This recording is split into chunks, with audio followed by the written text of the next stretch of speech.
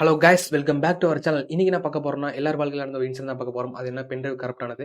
நம்ம காசு கொடுத்து பென்ட்ரைவ் வாங்கிட்டு மச்சான் கேம் ஏற்றிக்கிறான்னு கொடுப்பான். கேம் மட்டும் ஏற்றுறது இல்லாமல் எல்லா வைரஸையும் ஏற்றி விட்டுருவான். அந்த வைரஸ்னால பென்ட்ரைவ் கரப்டாகி வீணா போயிடும். இந்த மாதிரி கரப்டான பென்ட்ரைவை எப்படி ரெக்கவர் பண்ணி பழைய நிலைமை கொண்டு போறதுன்னு பார்க்கலாம். வீடியோ ரொம்பவே இம்பார்ட்டன்ட், மறக்காம ஸ்கிப் பண்ணாம ஃபுல்லாக பாருங்க. வாங்க வீடியோக்குள்ள போகலாம்.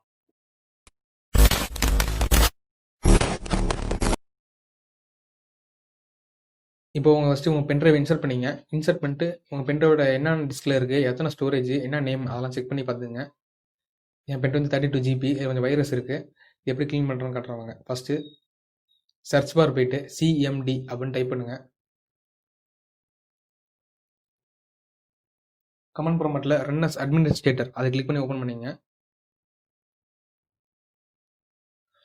ஓப்பன் பண்ணால் இந்த மாதிரி தான் டேப் வரும். இதில் வந்து என்ன பண்ணால் ஃபஸ்ட்டு டிஸ்க்பார்ட் அப்படின்னு டைப் அடிக்கணும். டிஸ்க் ஸ்பேஸ் விடாமல் PART.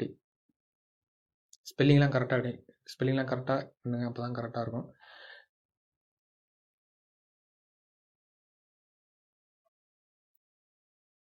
அடுத்தது லிஸ்ட் ஸ்பேஸ் விட்டு டிஸ்க் அப்படின்னு டைப் பண்ணிங்க.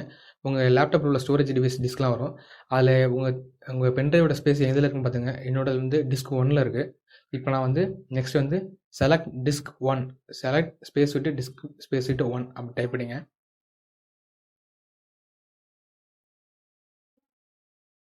Next disk now 1 is selected அப்படின்னு வந்துச்சுன்னா அடுத்தது க்ளீன் அப்படின்னு கொடுங்க.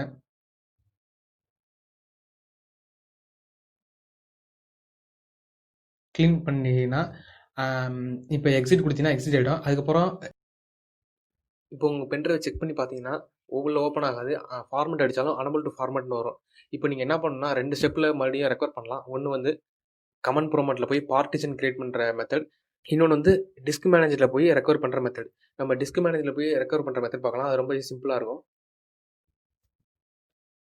மை கம்ப்யூட்டரை ரைட் கிளிக் பண்ணி மேனேஜ் அப்படின்னு கொடுங்க. அதில் ஸ்டோரேஜில் டிஸ்க் மேனேஜ்மெண்ட் அப்படின்னு கிளிக் பண்ணுங்கள். கிளிக் பண்ணிங்கன்னா உங்களோட ஸ்டோரேஜ் டிவைஸ் எல்லாமே காட்டும். அதில் உங்கள் பென்ட்ரைவ் என்ன இருக்கோ அதில் அன்லொகேட்டட்னு இருக்கும். அதை ரைட் கிளிக் பண்ணி நியூ சிம்பிள் வால்யூம் விசார்ட் இருக்கும். அதை நெக்ஸ்ட் கொடுங்க. நெக்ஸ்ட் கொடுத்து நார்மலாக இன்ஸ்டால் பண்ணுற மாதிரி இன்ஸ்டால் பண்ணுங்கள். எதையும் மாற்றாதீங்க. நெக்ஸ்ட்டு கொடுத்துட்டு ஃபினிஷ் கொடுத்தீங்கன்னா உங்கள் பென்ட்ரைவ் பழைய நிலைமைக்கு வந்துடும். ஃபார்மேட்டே க்ளீனாக இருக்கும். இப்போ வைரஸ் இல்லாமல் கேம் ஏற்றுறது எப்படி? இப்போ வைரஸ் ஏற்றி விட்டால் க்ளீன் பண்ணி தான் ஆகணுமா? வைரஸ் மட்டும் இல்லாமல் கேம் மட்டும் எப்படி இருக்கலாம்? ஸோ ஒரு மெத்தட் இருக்குது. அது வந்து சேஃப் மோடு போட்டு நம்ம ஈஸியாக வைரஸே இல்லாமல் வேறு கேமை மட்டும் ட்ரான்ஸ்ஃபர் பண்ணிட்டு வச்சுக்கலாம். எந்த வைரஸும் டவுன்லோட் ஆகாமல் வச்சுக்கலாம். இது ரொம்ப சேஃபு. அது என்னென்னு நெக்ஸ்ட் வீடியோவில் சொல்கிறேன்.